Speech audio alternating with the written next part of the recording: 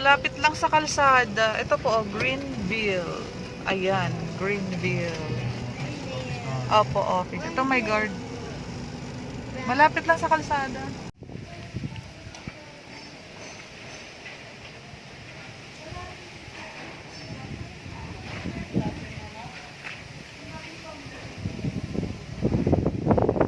Ito yung garahe. Ayan po yung veranda.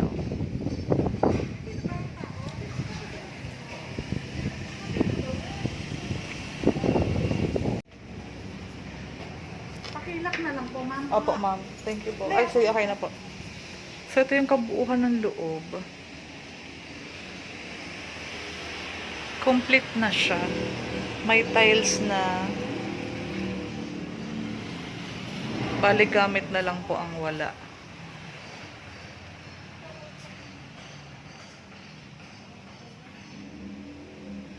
Ay, ang ganda. Bahay na bahay ang itsura niya. Ayan.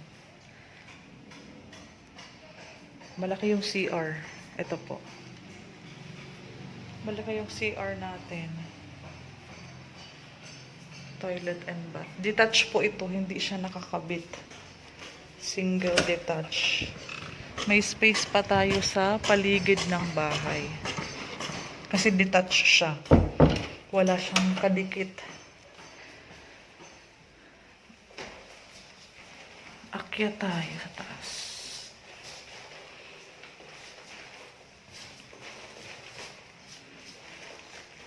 Okay.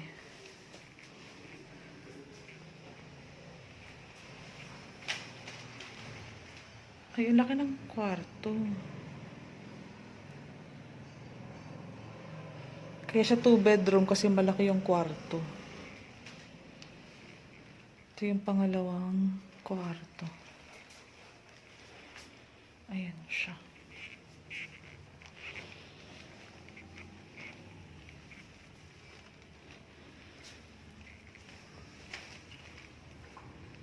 Cabinet.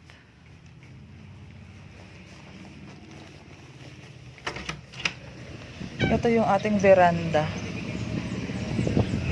May mga nakatira na dito.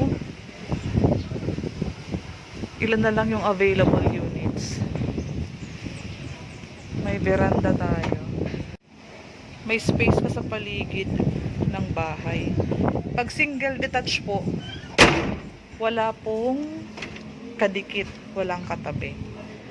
Veranda, kwarto. Ayan. Dalawang bintana sa master's bedroom na merong veranda.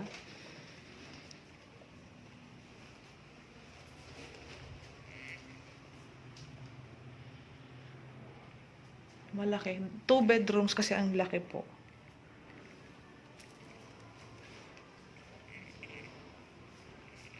Tapos, ang isang CR mo, ang isang CR, nasa master's bedroom. Dalawang CR, dalawang kwarto, may veranda.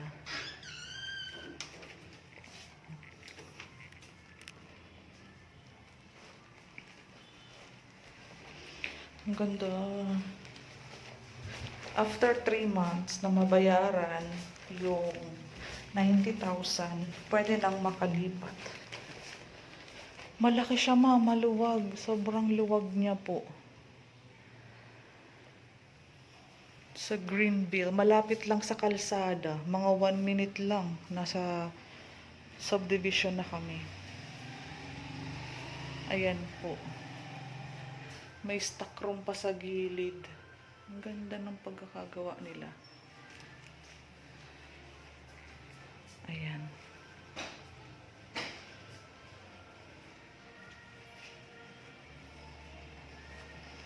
Ito yung garahe. Yung harap mo, ang laki din, oh.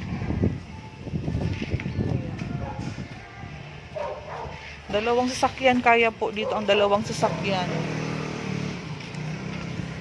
May side ka pa para sa mga halaman. Ayan yung master's bedroom na merong veranda. Gusto ko siyang ganda. Hindi siya nakadikit sa kapitbahay. May space po siya. May mga kapitbahay ka na dito, hindi ka na matatakot tumira, ma'am. May mga kapitbahay po. Malapit lang sa kalsada.